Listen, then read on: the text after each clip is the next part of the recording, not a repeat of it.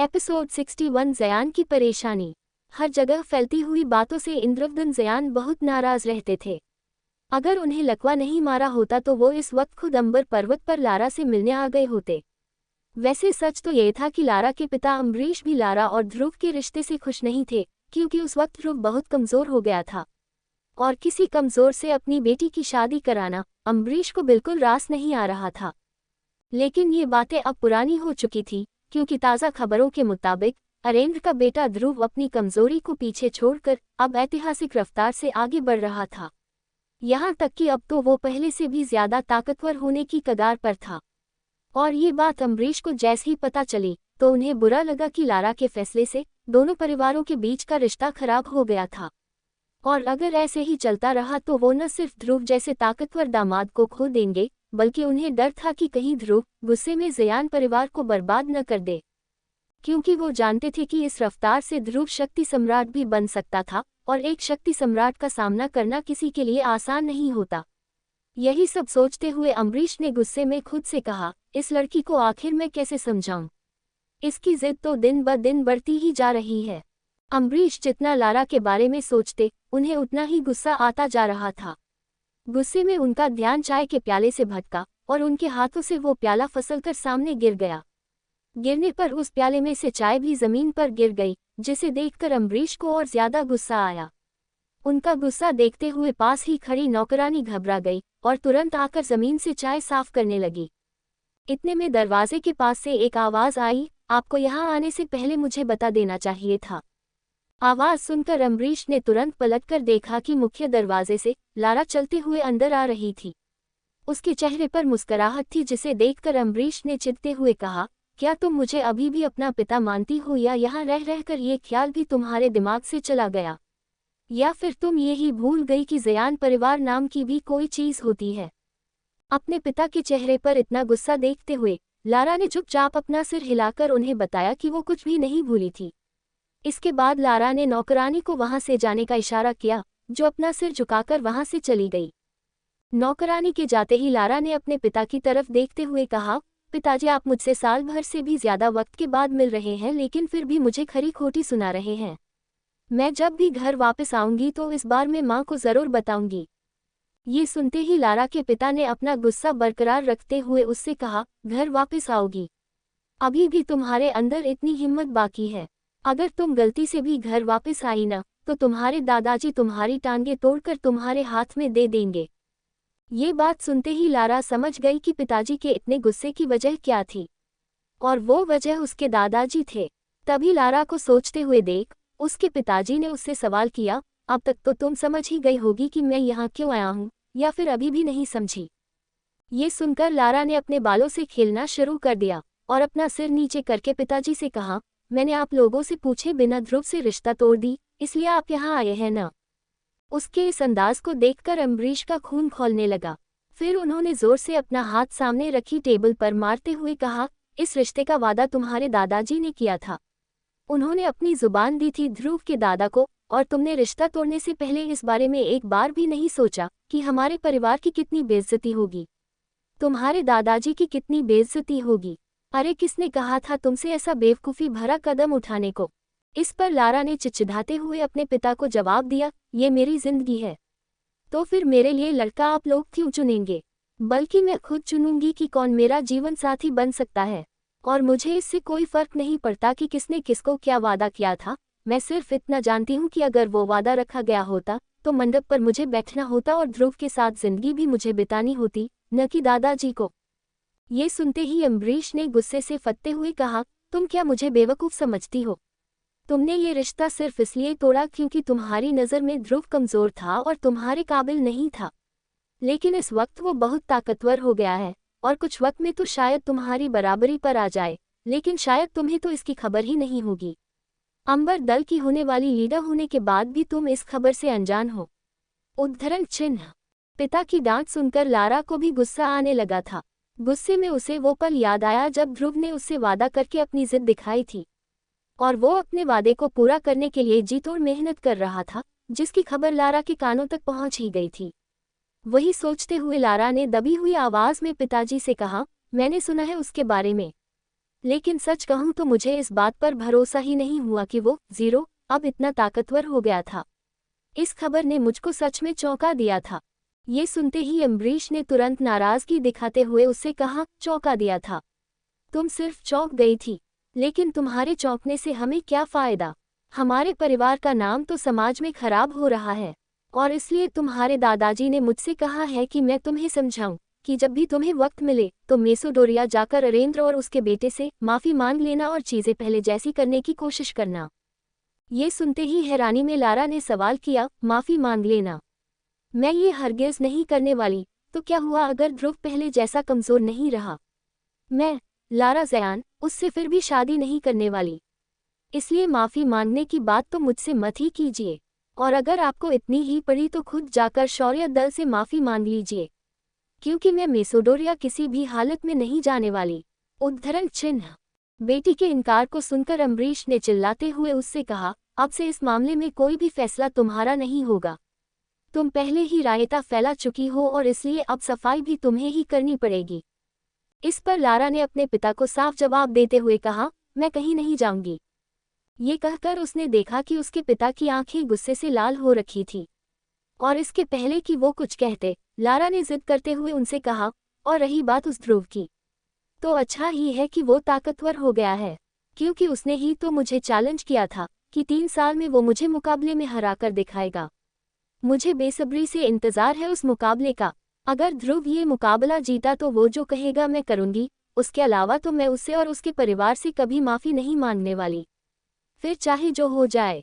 बेटी की जिद सुनकर अम्बरीश गुस्से से फूट पड़े, इसका मतलब तुम उससे हार कर उसकी नौकर बनने को तैयार हो, लेकिन उससे माफ़ी मांगकर उसकी बीवी बनने के लिए नहीं। अरे क्यों तुम हमारे परिवार का नाम मिट्टी में मिलाना चाह रही हो? पिता की इस बात को सुनकर लारा ने मुस्कुराते हुए जवाब दिया, ऐसा सिर्फ तभी होगा जब मैं हारूंगी, और ये कभी नहीं होने वाला। तो क्या हुआ अगर ध्रुव की शक्तियाँ वापस आ गई? उसके बावजूद वो मुझे कभी सपनों में भी नहीं हरा पाएगा, क्योंकि अंबर दल के पास बहुत सी खास तकनीकें हैं जिनका ध्रुव के पास कोई तोड़ नहीं होगा। और मेरी मदद के लिए गोलियों के राजा कहे जाने वाले शांडिल भी तैयार हैं, जो मेरे लिए दवाएं बना रहे हैं। इन सब चीज़ों से ध्रुव अभी कोसों मील दूर है। वो तो सिर्फ मेसोडोरिया के एक छोटे से दल का होने वाला लीडर है, और खास तकनीकें सीखने में तो उसे न जाने कितने दशक बीत जाएंगे। लारा को बुरा लगा था जब उसके पिता ने उसकी काबिलियत पर सवाल खड़े किए थे, और इसलिए उसने पिता को समझाने की कोशिश की। उसे बिल्कुल पसंद नहीं था कि कोई ध्रुव को उससे ज़्यादा ताकतवर माने, उसी ध्रुव को जिसने उसने कुछ समय पहले कमज़ोर होने की वजह से ठुकरा दिया था। लेकिन लारा की बात सुनकर अम्बरीश का गुस्सा बहुत ज़्यादा बढ़ गया था। उनका मन तो किया कि उठकर अपनी बेटी को 2 झापड़ मारे, और इसलिए अपनी जिद्दी बेटी की अकल ठिकाने लगाने के लिए वो तुरंत उठकर अपना हाथ लारा की तरफ ले जाने लगे कि तभी उन्हें पीछे से किसी की आवाज़ सुनाई दी, अम्बरीश भाई, ऐसा मत कीजिए।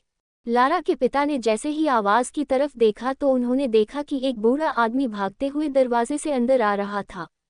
उस आदमी को देखकर अम्बरीश का ध्यान भटका और उन्होंने लारा को डांटने की बजाय उस आदमी को डांटना शुरू कर दिया, बुखराक, तुमसे तो मैं और ज़्यादा नाराज़ हूँ। मुझे पता चला है कि ध्रुव से रिश्ता तोड़ने के लिए तुमने ही लारा के कान भरे थे। ये सुनकर उस आदमी ने मुस्कुराते हुए कहा, मैंने तो सिर्फ उसे सुझाव दिया था, रिश्ता तोड़ने का फैसला तो लारा की गुरु का था। अब आप तो जानते हैं कि मैं उनके सामने क्या ही कहता।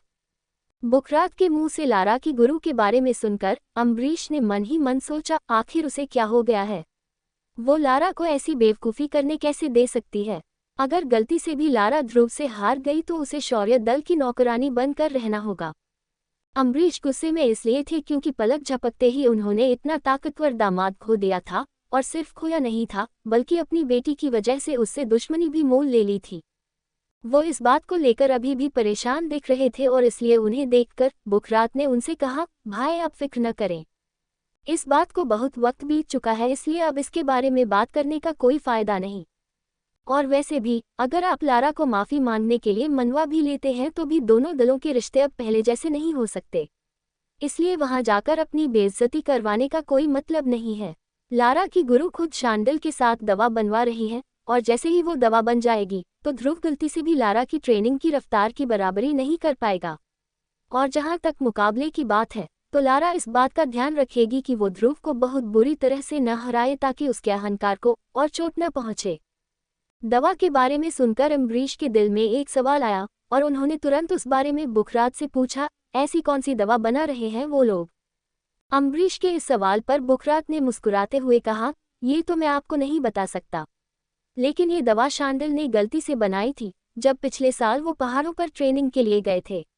वो शायद पूर्वजों का कोई नुस्खा है, लेकिन वो दवा बहुत ज़्यादा असरदार है जिसका असली असर तो आप थोड़े वक्त के बाद ही देख पाएंगे। मैं इससे ज़्यादा आपको और कुछ नहीं बता सकता। ये देखते हुए कि बुखरात इस बारे में ज़्यादा बात नहीं कर सकता था, अम्बरीश ने अपना हाथ दिखाकर उसे आगे न कहने को कहा। उसके बाद उन्होंने मुड़कर लारा की तरफ देखा, जिसके चेहरे पर उसकी जिद साफ समझ आ रही थी। उसे देखकर गुस्से में अम्बरीश ने अपना पैर जोर से जमीन पर पटकते हुए कहा, ठीक है, मैं तुम्हें हमारे परिवार का नाम और खराब करने नहीं दे सकता। तुम्हें जो करना है वो करो, लेकिन अगर गलती से भी तुम ध्रुव से मुकाबले में हार गई तो किसी से ये मत कहना कि तुम जयान परिवार से हो, क्योंकि मैं वो बेइज्जती तो बिल्कुल भी नहीं झेल सकता। उद्धरण चिन्ह। इतना कहकर उन्होंने एक नज़र बुखरात को देखा और फिर वो गुस्से में वहां से चले गए। उन्हें जाते हुए बुखरात ने राहत की सांस ली और फिर लारा की तरफ मुड़ते हुए उन्होंने कहा, लारा, मैं सच कहूं तो मैंने कभी सोचा भी नहीं था कि शौर्य दल का वो छोकरा इतना ताकतवर हो जाएगा। इस पर चिचिढ़ाते हुए लारा ने उनसे कहा, तो क्या होता है अगर वो ताकतवर है? मैं उससे बहुत ज़्यादा ताकतवर हूं और वक्त के साथ साथ सबसे ज़्यादा ताकतवर हो जाऊंगी। लारा की जिद देखकर बुखरात ने थोड़ा झिझकते हुए कहा, लारा, तुम्हें पूरा भरोसा है न कि तुम मुकाबले में उस लड़के को हरा दोगी? इस पर गुस्से से चिढ़ते हुए लारा ने बुखरात से कहा, आप मेरी बराबरी उससे, मेरा मतलब है उस लड़के से कैसे कर सकते हैं? आपको क्यों लगता है कि वो मुझे कभी हरा पाएगा?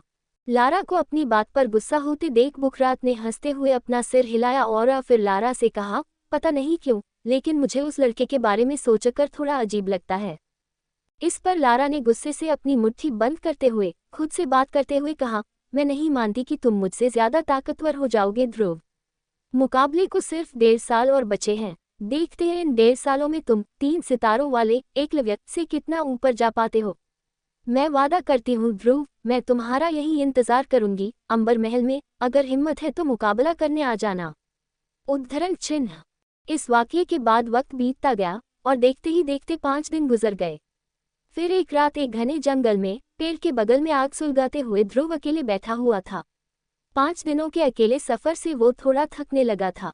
शुरुआत में तो उसकी खुशी का ठिकाना नहीं था, लेकिन अब उसे घर की याद सताने लगी थी। आग में लकड़ी का एक और टुकड़ा डालते हुए ध्रुव ने अलसाए अंदाज में विदुर से कहा, आचार्य, क्या आप मुझे बताएंगे कि हम लोग आखिर है कहाँ पर? क्योंकि मेरी तो समझ में कुछ नहीं आ रहा। उद्धरण चिन्ह। ये सवाल सुनकर ध्रुव की अंगूठी में से आवाज आई, हम लोग तिलिस्मी जानवरों के इलाके में हैं। इस पर चौंकते हुए ध्रुव ने अंगूठी को देखते हुए कहा, अगर ऐसा है तो हम लोग बहुत दूर आ गए हैं। लेकिन यहाँ आने का तो एक शॉर्टकट भी था ना, फिर आपने ये लंबा रास्ता क्यों चुना? ध्रुव की बात सुनकर विदुर ने उससे कहा, हम लोग पूर्वी इलाके में हैं और तुम पश्चिमी इलाके की बात कर रहे हो। यहाँ से होकर हम लोग टाइगर डेजर्ट जाएंगे। हमारी ट्रेनिंग वहीं पर होगी। विदुर की बात से ध्रुव को हंसी आ गई। उसे नहीं लगा था कि विदुर उसे तिलिस्मी जानवरों से भरे पूर्वी इलाके को पार कराएंगे, और इसलिए उसने हंसते हुए विदुर से कहा, अच्छा मजाक है, लेकिन आपको शायद पता नहीं है कि पूर्वी इलाके के तिलिस्मी जानवर बहुत ज्यादा खतरनाक होते हैं। कुछ को तो मैं संभाल लूंगा, लेकिन इस इलाके को पार तो नहीं कर पाऊंगा। ये तो नामुमकिन है आचार्य, फिर आप मुझे यहाँ क्यों लेकर आए? ध्रुव की बात सुनकर आचार्य ने उसे समझाते हुए कहा, नामुमकिन कुछ भी नहीं है ध्रुव, और एक बात ध्यान रखो, खतरा जितना बड़ा होता है फायदा भी उतना ही ज्यादा होता है। जब बात जिंदगी मौत पर आ जाती है तभी तो इंसान पनपता है, और मैं तुम्हें यहाँ इसलिए लाया हूँ, 62 सब्र का इम्तिहान। विदुर के दक्ष बनाने वाली बात कहने पर ध्रुव ने चौंकते हुए उनसे सवाल किया, तो क्या इसका मतलब ये है कि मुझे साल भर यहीं रहना होगा? ध्रुव को घर की याद सता रही थी और इसलिए वो जल्दी से जल्द घर जाना चाहता था, लेकिन विदुर ने तो उसके लिए कुछ और ही सोच कर रखा था, जिस वजह से ध्रुव ने विदुर से ऐसा सवाल किया। ध्रुव के इस सवाल पर भी विदुर नाराज नहीं हुए, क्योंकि वो जानते थे कि ध्रुव घर का लाडला था और इसलिए उसे अपना रहन सहन याद आने लगा था। लेकिन ध्रुव की सारी उम्मीदों को चकनाचूर करते हुए विदुर ने उसे जवाब देते हुए कहा, मुझे लगता है साल भर तो यहाँ लग ही जाएगा, उसके बाद 6 महीने हम टाइगर डेजर्ट में बिताएंगे, जहाँ तुम्हारी ट्रेनिंग खत्म होगी। टाइगर डेजर्ट के बारे में सुनकर ध्रुव ने हैरान होते हुए विदुर से पूछा, टाइगर डेजर्ट? अच्छा ठीक है, लेकिन आप मुझे क्लास 3 की तकनीक कब सिखाएंगे? ध्रुव वो तकनीक जल्द से जल्द सीखना चाहता था, क्योंकि उसे पता था कि उस तकनीक से उसकी शक्तियां और बढ़ जाएंगी और उसे तिलिमसी जानवरों से लड़ने में कोई तकलीफ नहीं होगी। वहीं दूसरी ओर उसे इस बात का भी भरोसा था कि विदुर उसे जानवरों से बचा लेंगे, क्योंकि वो अपने शिष्य को जानवरों का खाना बनते नहीं देख सकते थे। लेकिन उस तकनीक की बात सुन विदुर ने मुस्कुराते हुए ध्रुव को डांट लगाई, तुम तो सच में गजब हो। पक नहीं जाते बार बार वही बात कर करके, दिन में 2 बार तो जरूर पूछते हो ये बात। अरे भाई, मैं तुमसे पहले ही कह चुका हूँ कि सही वक्त आने पर मैं तुम्हें सिखा दूंगा। अच्छा ठीक है, मैं बता ही देता हूँ, नहीं तो तुम मेरा सिर खा जाओगे। जैसे ही तुम हाई रैंक के तिलिस्मी जानवरों के पास पहुंचोगे, मैं तुम्हें वो क्लास 3 की तकनीक सिखा दूंगा। और इसके पहले कि तुम एक और सवाल करो, मैं तुम्हें बता देना चाहता हूँ कि फिलहाल ये तकनीक मैं तुम्हें इसलिए नहीं सिखा रहा हूँ क्योंकि अगर किसी ने भी तुम्हें ये तकनीक सीखते हुए देख लिया तो बहुत बड़ी गड़बड़ हो जाएगी। विदुर की बात से ध्रुव समझ गया था कि तकनीक सीखने में अभी उसे और वक्त था, इसलिए उसने उदास होकर अपना सिर हिलाया। लेकिन उसकी उदासी देखकर विदुर थोड़े गुस्सा हुए और उन्होंने ध्रुव पर चिल्लाते हुए कहा, कहाँ गई तुम्हारी तहजीब? क्या तुमने वो कहावत नहीं सुनी, जितनी चादर होती है उतने ही पैर पसारने चाहिए? तुमने अपनी वैक्यूम हैंड और फायर पाम तकनीक पर तो काम किया है, लेकिन तुम्हारा ऑक्टेन ब्लास्ट अभी बहुत कमजोर है। पहले उस पर तो अच्छे से काम कर लो, फिर क्लास 3 की तकनीक के बारे में सोचना। उद्धरण चिन्ह। विदुर की डांट से ध्रुव को भी थोड़ा गुस्सा आ गया और उसने चिचिधाते हुए विदुर से कहा, ऑक्टेन ब्लास्ट कमजोर है? क्या बात कर रहे हैं आप? पिछली बार जब मैंने ऑक्टेन ब्लास्ट का इस्तेमाल किया था तब मैकी का हाथ टूट गया था, जो शायद अब कभी ठीक न हो पाए। ऐसे हमले को आप कमजोर कहते हैं? हाँ, तुमने उसका हाथ तोड़ दिया था, याद है मुझे। लेकिन शायद तुम्हें याद नहीं कि उस हमले से तुम्हारा पैर कुछ देर के लिए सुन्न हो गया था। और अगर तुमने अचानक से मैकी पर हमला न किया होता तो मुकाबला पक्का ड्रॉ हो जाता। ये कहते हुए विदुर हंसने लगे और उन्होंने ध्रुव से आगे कहा, ऑक्टेन ब्लास्ट की ताकत किसी क्लास 3 की लो लेवल तकनीक के बराबर होती है। अगर उसे अच्छी तरह से ट्रेन किया जाए तो तुम अपने से भी ऊंची रैंक वालों को हरा सकते हो। लेकिन इससे तुम सिर्फ उन्हें हरा सकते हो जिनके पास तुमसे सिर्फ 3 या 4 सितारे ज्यादा हो। उससे ऊंची रैंक वाले पर तुम्हारे हमले का असर ज्यादा नहीं होगा। और जितना मुझे याद है, तुम्हारे ऑक्टेन ब्लास्ट से तो मैकी के साथ साथ तुम्हें भी चोट पहुंची थी, जबकि दोनों के रैंक में भी बहुत ज्यादा फर्क नहीं था। विदुर की इस बात को सुनकर ध्रुव शर्म के मारे चुप हो गया। उसने आंख बात करके वो पल याद करने की कोशिश की जब विदुर ने उसे ये तकनीक सिखाई थी और उससे कहा था, ध्रुव, ऑक्टेन ब्लास्ट क्लास 2 की हाई लेवल तकनीक है जो पास के मुकाबलों में काम आती है। और जब इसमें महारत हासिल कर ली जाए तो 8 छोटे छोटे शक्ति का गोले मिलकर एक बड़ा गोला बना लेते हैं, जिसकी हमला करने की ताकत किसी क्लास 3 की लो लेवल तकनीक जितनी हो जाती है। तभी विदुर ने देखा कि उनकी बातों का ध्रुव पर असर होने लगा था, और इसलिए उन्होंने अपनी बात जारी रखते हुए कहा, ट्रेनिंग के दौरान 8 शक्तियों को काबू में करना सीखना पड़ता है। 8 में से तुमने कितनी शक्तियों को काबू में कर लिया?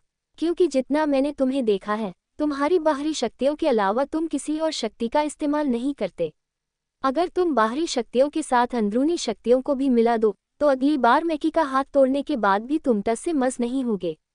अंदरूनी शक्ति से मेरा मतलब है वो रोशनी जिसे बाहर निकालना मैंने कुछ वक्त पहले तुम्हें सिखाया था। इस पर ध्रुव ने तुरंत विदुर से सवाल करते हुए कहा, लेकिन अंदरूनी शक्तियों को, मेरा मतलब है कि उस अंदरूनी रोशनी को बाहरी शक्तियों से कैसे मिलाते हैं? विदुर ने देखा कि ध्रुव की समझ आ रहा था कि वो क्या कहना चाह रहे थे और इसलिए उन्होंने ध्रुव को आगे समझाते हुए कहा, आज तक जब भी तुमने ऑक्टेन ब्लास्ट का इस्तेमाल किया है तो तुम तकनीक के बिना ही शक्तियों को सीधे एक बार में सामने वाले पर छोड़ देते हो। लेकिन ये बात मैंने अब तक तुम्हें नहीं बताई और इसकी 2 वजह थी। पहली वजह तो ये कि तुम्हारी अंदरूनी शक्तियां अभी भी कमजोर हैं, और दूसरी वजह ये कि तुम्हें कभी खुद से नहीं लगा कि तुम शायद कुछ गलत कर रहे हो। अपनी गलती के बारे में सुनते हुए ध्रुव अपना सिर खुजाने लगा।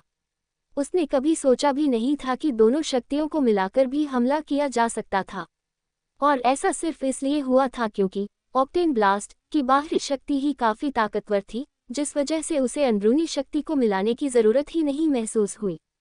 फिर उसे सोचते हुए देख विदुर ने तुरंत ध्रुव से कहा, जल्दी अपनी आंखें बंद करो और अपनी आत्मा को खोजने की कोशिश करो। ये सुनकर पहले तो ध्रुव थोड़ा हिचकिचाया, लेकिन फिर विदुर की बात मानते हुए वो पालती मारकर पेड़ के पास ही ध्यान की मुद्रा में बैठ गया। फिर आग की लपटों को देखते हुए ध्रुव ने धीरे धीरे अपनी आंखें बंद की, जिससे आसपास का माहौल बिल्कुल शांत हो गया।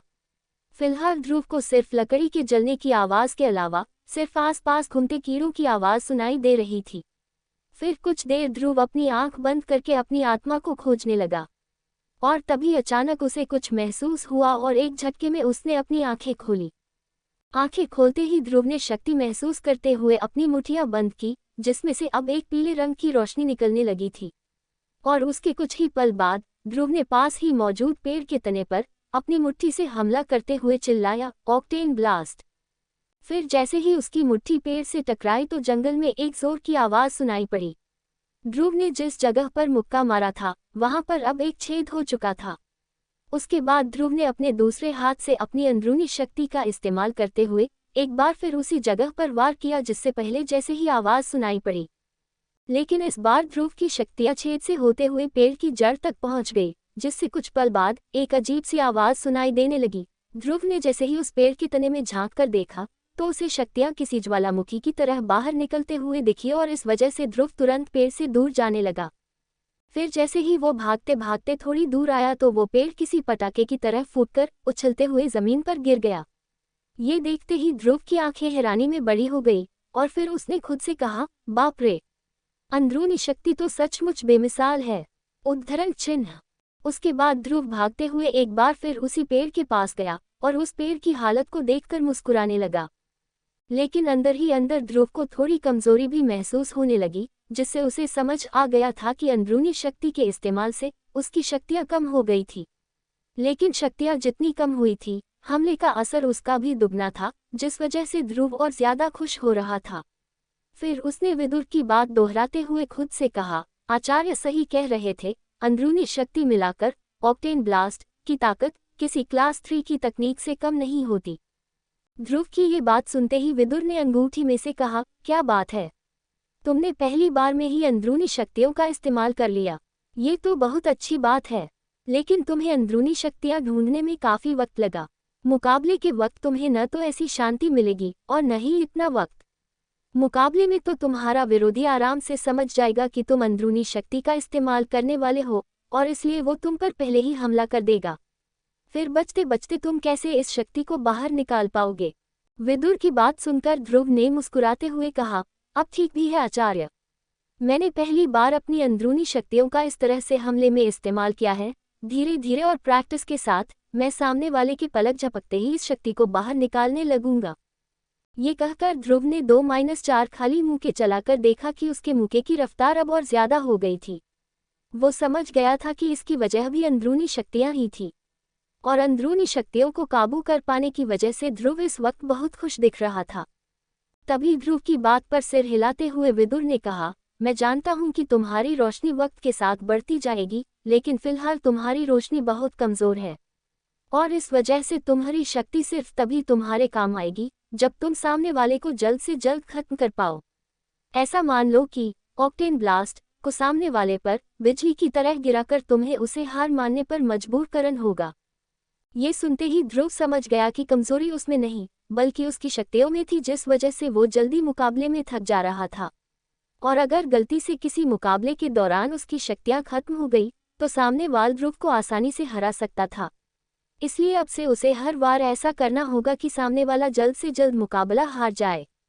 उसे इस बात से परेशान होते देख विदुर ने ध्रुव को बताया, ऐसा लगता है मुझे तुम्हारी ट्रेनिंग की रफ्तार बढ़ाने का कोई नया तरीका आजमाना होगा, और इसलिए जब हम लोग तिलिस्मी जानवरों के इलाके के बीचों बीच होंगे तब मैं तुम्हारी कुछ खास औषधियां ढूंढने में तुम्हारी मदद करूंगा, क्योंकि फिलहाल तुम्हें अपने हुनर से ज्यादा इन औषधियों से बनी दवा की जरूरत है। इस पर ध्रुव ने मुस्कुराते हुए विदुर से कहा, लेकिन मुझे लगता है दवाओं का सहारा तो लारा भी ले रही होगी। ध्रुव की नासमझी भरी बात सुनकर विदुर ने उसे समझाते हुए कहा, तो क्या होता है अगर वो भी दवा का सहारा ले रही हो? क्या तुम्हें इसी बात की फिक्र है कि उस शांडिल की दवा सबसे ज्यादा असरदार होती है? अगर ऐसा है तो फिक्र करना छोड़ दो, क्योंकि मेरी नज़रों में शांडिल जो करता है वो कोई भी कर सकता है। और तुम्हें क्या लगता है कि वो शांडिल मेरी बराबरी कर सकता है? क्योंकि सच तो ये है कि पूरे मार्कस में कोई हकीम मेरी बराबरी नहीं कर सकता, फिर चाहे वो लारा का हकीम शांडिल हो या फिर कोई और। विदुर की आवाज में भरोसे के साथ ही अहंकार भी झलक रहा था, जिसे देखकर ध्रुव मुस्कुराने लगा। वो इसलिए मुस्कुरा रहा था क्योंकि जब भी विदुर शांडिल की ऐसी बेइज्जती करते थे तो ध्रुव के जहन में एक ही सवाल आता था, आखिर आचार्य कितने ताकतवर हैं जो वो शांडिल जैसे महान हकीम के बारे में ऐसी बातें करते हैं। न जाने मैं आचार्य के बारे में सब कुछ कब जान पाऊंगा। उद्धरण चिन्ह। ध्रुव इस बारे में सोच ही रहा था कि अचानक उसे अपनी अंगूठी में कंपन महसूस होने लगी, जैसे कि कोई भारी चीज उसकी अंगूठी से बाहर निकलना चाह रही थी। और तभी रोशनी के साथ एक बड़ा सा काले रंग का पत्थर, जिसकी ऊंचाई लगभग ध्रुव बराबर थी, उसकी अंगूठी से निकलकर सीधे जमीन पर आ गया। उस बड़े से चमकते पत्थर को देख ध्रुव हैरान हो गया। और तभी अंगूठी में से विदुर की आवाज आई, अब से इसे अपने साथ ही रखो, और चाहे जो हो जाए इसे नीचे मत रखना, तब भी जब तुम आराम कर रहे हो। उस पत्थर को देखकर ध्रुव की समझ नहीं आया कि आखिर वो उस पत्थर का करे क्या, और इसलिए उसने पत्थर को देखते हुए विदुर से सवाल किया, लेकिन आचार्य मैं इस पत्थर का करूंगा क्या? ध्रुव का सवाल सुनकर विदुर ने मुस्कुराते हुए उससे कहा, ये कोई आम पत्थर नहीं है ध्रुव, बल्कि ये एक खास उल्कापिंड का टुकड़ा है जो पूरे मार्कस में इकलौता है। इसे तोड़ना बहुत ज्यादा मुश्किल है और इसका भार तो तुम देख ही सकते हो, लेकिन इस टुकड़े में एक खास शक्ति है और एक खास शक्ति तुम्हारी शक्तियों को दबाने का काम करती है। इसलिए इसे साथ रखकर जब तुम प्रैक्टिस करोगे तो तुम्हें कमजोरी महसूस होगी, लेकिन वक्त के साथ साथ जब तुम्हें इसकी आदत हो जाएगी तब तुम्हें आगे के मुकाबलों में इसका फायदा देखने को मिलेगा, क्योंकि उस वक्त तुम्हारी शक्तियां देखकर सब घबरा जाएंगे। और हाँ, जो क्लास 3 की तकनीक मैं तुम्हें सिखाने वाला हूँ उसमें भी ये काम आएगी। उद्धरण चिन्ह। इतना कहकर विदुर चुप हो गए और ध्रुव मुस्कुराते हुए उस पत्थर को निहारता रहा। फिर आग के पास ही इंतजाम करके वो चुपचाप सो गया और आने वाले दिनों की ट्रेनिंग का इंतजार करने लगा। अगले दिन वो फिर अपने सफर पर निकल पड़ा और सूरज की चिलचिलाती धूप में उसके पांव जैसे ही जमीन पर पड़े तो उसके जूतों से होते हुए उसे वो धधकती जमीन महसूस हुई, और उस धूप में चलते चलते ध्रुव पसीने से तरबतर हो गया। उसकी चाल बहुत धीरे थी क्योंकि इस वक्त वो अपनी पीठ पर विदुर का दिया हुआ काला पत्थर बांधकर ले जा रहा था। वो काला पत्थर ऊपर से ऐसे दिख रहा था जैसे कोई बड़ी सी चट्टान, और उस पत्थर पर अजीबोगरीब आकृतियां बनी हुई थी जो उस काले पत्थर को और रहस्यमयी बना रही थी। उस पत्थर की ऊंचाई ध्रुव बराबर थी, जिसे देखकर आसपास के राहगीर उसे देखकर हैरान हो रहे थे। चलते चलते जैसे ही ध्रुव थोड़ी दूर पहुंचा तो उसे वो पत्थर अब बहुत भारी लगने लगा, और इसलिए वो जैसे तैसे करके उसे एक पेड़ की छांव तक लेकर आया, और फिर उस पत्थर को रखते हुए ध्रुव अचानक से घास पर गिर गया। घास की नरमी महसूस करते हुए ध्रुव को थोड़ा बेहतर लगा, और उसने हाँफते हुए विदुर से सवाल किया, आचार्य ये चीज बहुत भारी है, इसे पीठ पर रखकर यहाँ तक लाने में मेरी हालत खराब हो गई। मुझे समझ आ रहा था कि ये मेरी शक्तियाँ खींच रहा है। आपको नहीं लगता कि जहाँ हमें आधे दिन में पहुँचना था वहाँ हम उससे दुगने वक्त में पहुँचेंगे? और अभी तक तो हम अपनी मंजिल के आसपास भी नहीं पहुँचे। ऐसे तो साल भर में मैं कुछ नहीं सीख पाऊंगा आचार्य, और इस रफ्तार से लारा को तो कभी नहीं हरा पाऊंगा। उद्धरण चिन्ह।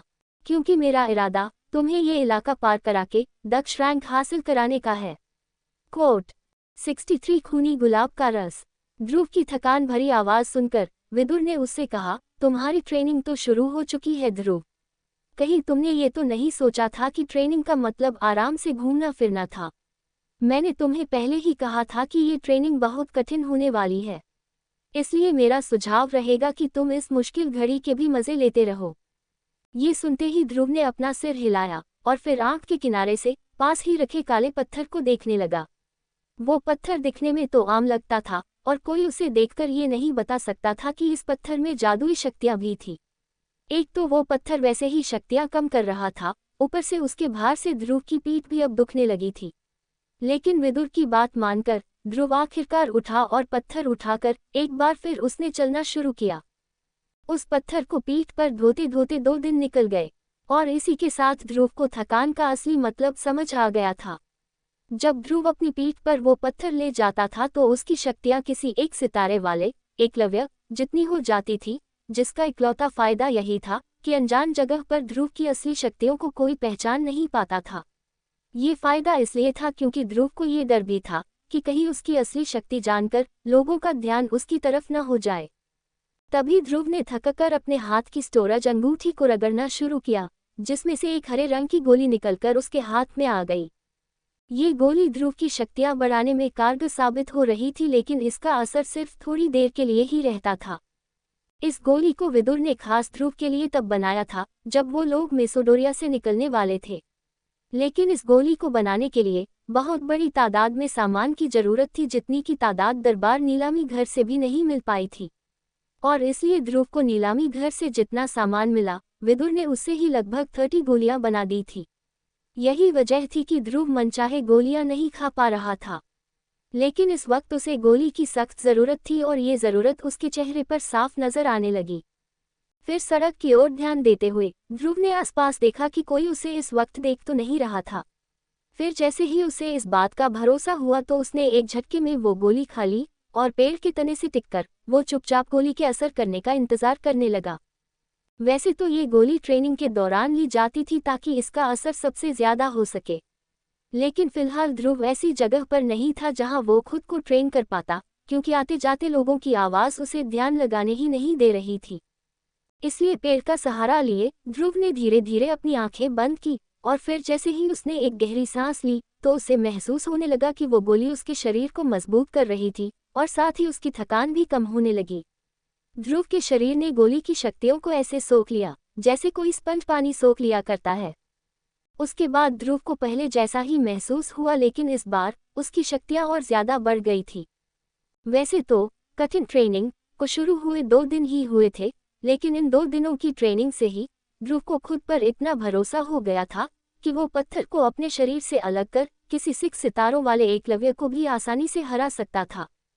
और तभी उसने मुस्कुराकर अपने चेहरे को छूते हुए कहा, ऐसा लग रहा है कि ये दवा सच में बहुत असरदार है। ये कहकर ध्रुव ने अपने हाथों को देखा जो उसे पहले से भी ज्यादा मजबूत समझ आ रहे थे।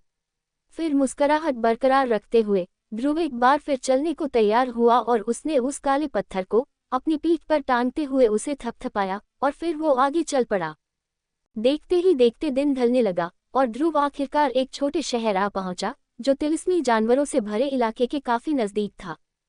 इस शहर का नाम अबाबा था, लेकिन इसे लोग प्यार से तिलिस्मी शहर पुकारते थे क्योंकि ये शहर तिलिस्मी जानवरों से भरे इलाके के बिल्कुल नजदीक था। इस शहर में ज्यादातर रहने वाले योद्धा थे जो दिन भर आवारागर्दी करते रहते थे, यानी झुंड बनाकर सड़कों पर चलना, शहर की औरतों और लड़कियों के बारे में बुरी बातें करना, सबसे नशीली दारू पीना और फिर तिलिस्मी जानवरों की खोज करना। सारे योद्धाओं के दिन यूं ही बीता करते थे। वही ध्रुव चूने से बनी सड़क पर चलता जा रहा था और उसकी पीठ पर वो बड़ा सा काला पत्थर था जो इस वक्त सभी का ध्यान अपनी ओर खींच रहा था। लेकिन ध्रुव सबको नजरअंदाज करते हुए अपना पसीना पोंछकर आगे बढ़ता रहा। तभी उसने देखा कि सड़क के दोनों तरफ खूब सारी दुकानें थीं, जिनमें इतनी गर्मी के बावजूद काफी भीड़ दिखाई दे रही थी।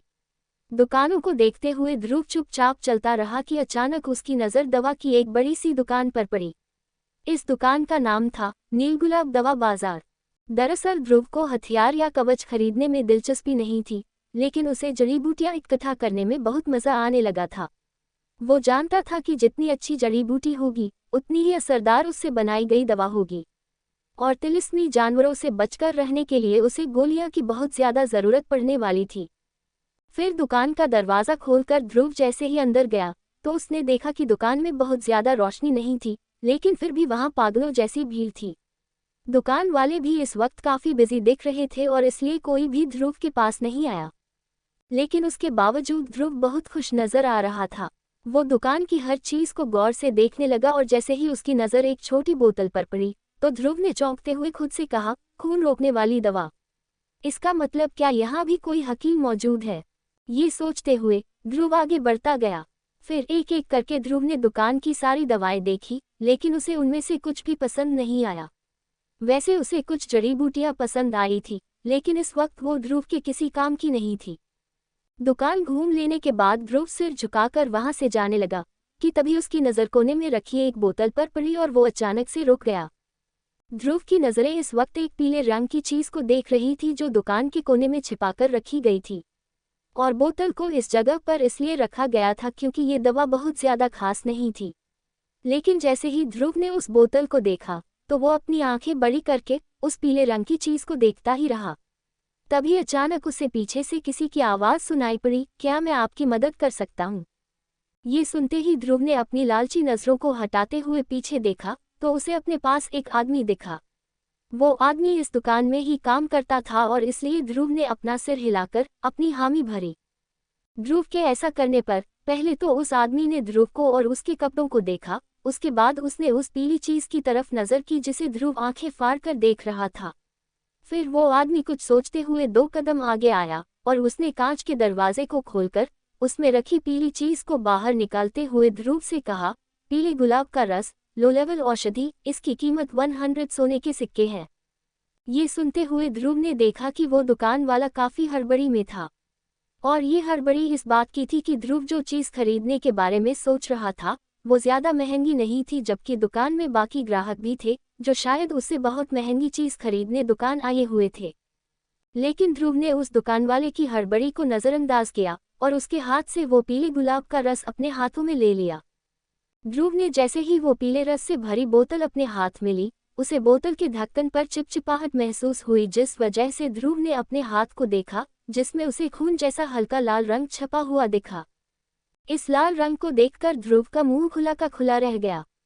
फिर उसने तुरंत अपने आप को काबू में किया और चेहरे पर अपनी ये खुशी नहीं झलकने दी।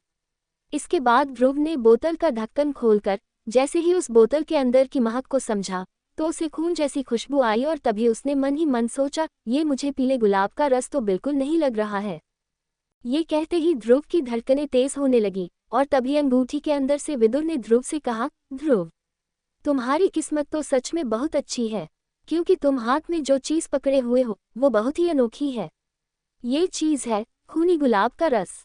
सभी इस बात को जानते थे कि खूनी गुलाब का रस एक बहुत ही अनोखी चीज़ था, और ये ऐसा रस था जिसे पीले गुलाब के रस के साथ ही बनाया जाता था। वैसे तो दोनों के रंग में भी ज़्यादा फर्क नहीं था, लेकिन खूनी गुलाब का रस कुछ वक्त में ही अपने असली रंग में आता था और इसलिए बहुत से लोग हमेशा चकमा खा जाया करते थे। दोनों दवाओं का फर्क सिर्फ एक जानकार को ही पता होता था, और ध्रुव समझ गया था कि वो दुकान वाला कोई जानकार तो बिल्कुल नहीं था। इस बात से ध्रुव बहुत खुश हुआ कि उसे वो अनोखी चीज़ मिल गई थी जिसे ढूंढते हुए वो इस दुकान में आया था। खूनी गुलाब के रस से खूनी गुलाब वाली दवा बनती थी और इस दवा का फ्लेम मैंट्रा से एक खास रिश्ता था जो बहुत लोगों को नहीं पता था। दरअसल ये रिश्ता कुछ ऐसा था कि फ्लेम मैंट्रा को विकसित करने के लिए दिव्य रोशनी की ज़रूरत होती थी, लेकिन दिव्य रोशनी को संभालना खतरे से खाली नहीं था, और ऐसा इसलिए क्योंकि दिव्य रोशनी बहुत ही खूंखार होती थी और उसमें इतनी शक्ति होती थी कि वो सब कुछ तहस नहस करके रख सकती थी। यहाँ तक कि ऐसी खास धातुएं जो अपनी मजबूती के लिए जानी जाती थी वो भी दिव्य रोशनी के सामने हार मानकर पिघल जाया करती थी। वही उस धातु के मुकाबले एक इंसान का शरीर तो बहुत कमज़ोर होता था, इसलिए रोशनी को पूरी तरह से अपने अंदर बसाने के लिए कुछ खास चीज़ों की ज़रूरत होती थी। इन खास चीज़ों में जो सबसे खास चीज़ थी वो थी खूनी गुलाब के रस से बनी गोली। इस गोली को खाने के बाद उसे खाने वाले के शरीर पर खून की एक मोटी परत बन जाती थी जो बहुत ज़्यादा ऊर्जा भी सहन करने में कामयाब हुआ करती थी, और सिर्फ उस गोली की मदद से ही कोई इंसान दिव्य रोशनी की ऊर्जा से बच सकता था। ध्रुव ने विदुर के बताने पर खूनी गुलाब के रस को मेसोडोरिया में भी ढूंढा था, लेकिन वो उसे वहां नहीं मिला। इसलिए ध्रुव को उम्मीद भी नहीं थी कि इस दुकान में आते ही उसे वो रस मिल जाएगा। इस बात से ध्रुव बेहद खुश था, लेकिन उसने फिलहाल अपनी खुशी को अपने चेहरे पर झलकने नहीं दिया क्योंकि उसके सामने वो दुकानदार खड़ा था जो शायद उसकी खुशी देखकर दवा का दाम बढ़ा देता। इसलिए चुपचाप उस बोतल को देखने के बाद ध्रुव ने मुस्कुराते हुए उस आदमी से पूछा, आपके पास पीले गुलाब के रस की कितनी बोतलें होंगी, क्योंकि मुझे ज़्यादा तादाद में बोतलें खरीदनी हैं। ये सुनते ही वो दुकानदार हैरान हो गया। उसने एक बार फिर ध्रुव को गौर से देखा, क्योंकि भले पीले गुलाब के रस की कीमत 100 सिक्के थे, लेकिन ज़्यादा तादाद में लिए जाने पर बहुत ज़्यादा सिक्कों की ज़रूरत पड़ती, और ध्रुव को देखकर दुकानदार को भरोसा नहीं हो रहा था कि उसके पास इतने ज़्यादा सिक्के होंगे। ध्रुव को ध्यान से देखते वक्त उस आदमी ने ध्रुव के हाथ में स्टोरेज अंगूठी देखी और अंगूठी देखते ही उसके चेहरे की फिक्र अचानक मुस्कुराहट में बदल गई। फिर मुस्कुराते हुए उस आदमी ने ध्रुव से कहा, श्रीमान आप यहीं रुकिए, मैं तुरंत जाकर बाकी बोतलें लेकर आता हूँ। उसकी बात सुनकर ध्रुव ने अपना सिर हिलाया और फिर उसने उस खास खूनी गुलाब के रस को नज़रअंदाज कर खड़े होकर दुकान की बाकी चीज़ों देखना शुरू किया। इसके कुछ देर बाद वो दुकानदार भागते हुए वापस आया। फिर उसने ध्रुव के सामने एक छोटा लकड़ी का बक्सा रखकर उसे खोलते हुए कहा, श्रीमान ये रही 53 बोतलें पीले गुलाब के रस की, क्या आप ये सभी खरीदना चाहते हैं? ये सवाल पूछते हुए उस आदमी के चेहरे पर उसकी खुशी छुपाए नहीं छुप रही थी। उसकी शक्ल देखकर ध्रुव को हंसी आ गई, लेकिन उसने कोई जवाब नहीं दिया और चुपचाप वो बक्से के अंदर रखी बोतलों को निहारने लगा। वो एक एक बोतल निकालकर देख रहा था, लेकिन सारी बोतलें देखने के बाद भी वो दंग रह गया, क्योंकि ध्रुव को सारी बोतलों में एक भी बोतल और खूनी गुलाब के रस की नहीं मिली थी। ये जानने के बाद ध्रुव ने एक आह भरी, लेकिन फिर उसने मुस्कुराते हुए बक्से में से 20 बोतलें निकाली और सारी बोतलों को टेबल पर रख दिया। उसके बाद ध्रुव ने खूनी गुलाब के रस वाली बोतल को भी उन बोतलों के साथ ही रख दिया। फिर ध्रुव ने मुस्कुराते हुए दुकानदार की तरफ देखते हुए कहा, इसका हिसाब कर दीजिए और सारी बोतलों को पैक कर दीजिए। ध्रुव की बात पर उस आदमी ने हिसाब लगाते हुए कहा, श्रीमान कुल मिलाकर रकम 2100 सोने के सिक्के हुई है। ये सुनकर ध्रुव ने अपना सिर हिलाते हुए अपनी जेब से एक सुनहरे रंग का कार्ड निकालकर उस आदमी को पकड़ा दिया। उस कार्ड में इस वक्त 5000 सोने के सिक्के थे, जिसे पाते ही वो आदमी तुरंत पैसे काटने लगा। उसे पैसे काटते देख ध्रुव ने सारी बोतलों को अपनी स्टोरेज अंगूठी में डालना शुरू कर दिया। फिर बोतलों को अंगूठी में डालने के बाद ध्रुव ने उस दुकानदार को देखकर उससे एक सवाल किया, क्या ये पीले गुलाब का रस तिलिस्मी जानवरों के मुख्य इलाके से लाया गया है? ये सुनकर उस आदमी ने तुरंत ध्रुव को जवाब देते हुए कहा, जी हाँ, मुख्य इलाका जड़ी बूटियों से हमेशा भरा रहता है और जड़ी बूटियां लाने के लिए हमने एक खास टीम तैयार की है। लेकिन जब भी हमें मुख्य इलाके में जाना होता है तो हमें भारी रकम चुकाकर योद्धा किराए पर लेने होते हैं, ताकि वो तिलिस्मी जानवरों से हमारी टीम को बचा सके।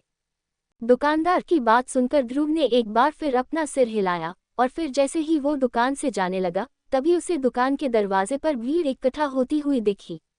उस भीड़ के साथ साथ ध्रुव को कुछ आवाजें भी सुनाई देने लगी, वो देखो, ये तो डॉक्टर परी है। वाह कितनी खूबसूरत है ये, और इसकी कमर तो, अबे तुझे मरना है क्या? इस शहर के आधे से ज्यादा योद्धाओं का डॉक्टर परी इलाज कर चुकी है। अगर उनमें से किसी ने भी तुझे ऐसा कहते हुए सुन लिया न, तो तेरी तो जुबान ही काट लेंगे। ये बात करते हुए दो आदमी दरवाजे से थोड़ी दूरी पर ही खड़े थे। फिर ध्रुव ने दरवाजे से बाहर निकलकर दोनों की बातें सुनना शुरू किया। तभी डॉक्टर की कमर के बारे में बोलने वाली आदमी ने अपने दोस्त से कहा, मैं तो यूं ही मजाक कर रहा था यार, हा हा हा। उद्धरण चिन्ह। योद्धाओं के बारे में सुनकर वो आदमी अपनी बात से पलटने लगा, क्योंकि वो नहीं चाहता था कि कोई योद्धा उसे मारे पीटे। इसके बाद वो दोनों बात करते हुए वहां से चले गए। दोनों के जाने के बाद ध्रुव ने मन ही मन खुद से सवाल किया, क्या इस डॉक्टर परी का इस शहर में इतना रुतबा है?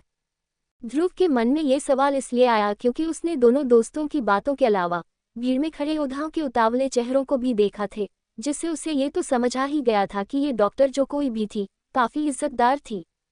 64 मुख्य इलाका। ध्रुव बाहर खड़े होकर उस डॉक्टर को देखने की कोशिश कर रहा था, लेकिन उस डॉक्टर के सफ़ेद कपड़ों के अलावा ध्रुव को और कुछ अच्छे से नहीं दिख पाया। फिर जैसे जैसे भीड़ छटनी शुरू हुई तो ध्रुव को उस परी डॉक्टर का चेहरा भी देखने को मिल गया। वो खूबसूरत लड़की सफ़ेद रंग के कपड़े पहनी हुई थी और उसकी मुस्कुराहट उसके चेहरे पर 4 चांद लगाने का काम कर रही थी। फिर ध्रुव की नज़र उसके चेहरे से नीचे जाते हुए उसकी कमर पर पड़ी, जो काफ़ी पतली थी और जिस पर एक हरे रंग का बेल्ट था। वैसे तो ध्रुव जितनी भी लड़कियों को जानता था उनमें से सबसे खूबसूरत ईरा थी, लेकिन चाहे वो ईरा हो या फिर सायरा या फिर सानवी, ध्रुव ने देखा था कि हर किसी में कुछ खास बात जरूर थी जो ध्रुव का ध्यान अपनी ओर खींचती थी। और फिलहाल ध्रुव के सामने खड़ी लड़की की खास बात उसकी पतली कमर थी। ध्रुव खड़े खड़े उस डॉक्टर को देख ही रहा था कि अचानक दुकान का दरवाज़ा खुला और अंदर से दुकानदार बाहर आया और ध्रुव को देखकर हंसने लगा।